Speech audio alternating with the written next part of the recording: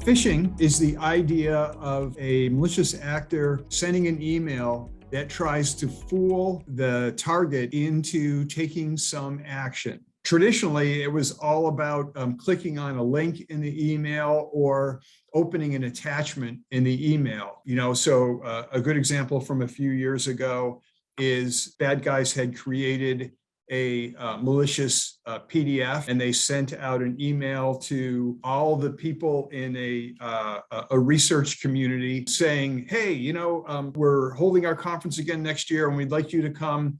Here's the registration form. And the people would open up that registration form. It would look like a registration form. They would have end up with malware installed on their computers. And one of the things that happens now too is there aren't necessarily malicious links in phishing emails. Someone will start a conversation with you and gain your trust and then ask you to do something that they can then make some money off of. You will see that kind of attack going on too. So it can get past our malicious software screening because there's nothing malicious in there. It's just text. And we don't read emails to know whether somebody is really asking, there's a legitimate person asking for for you to send them a gift card or whatever it is they might be doing. And I think one of the things we have to be careful of too is bad guys really want to compromise legitimate email accounts. So it's very difficult to tell,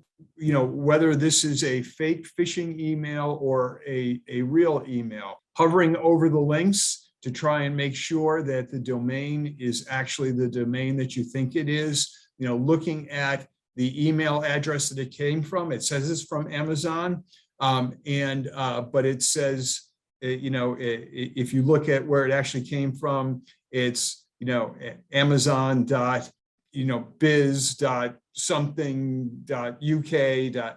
It's not the Amazon.com that we're used to. And we just want to be on guard and have multiple different protections, and hopefully, one of them will work. And that last line of protection is your wetware, your brain. How good are you at thinking about these things and not falling for traps?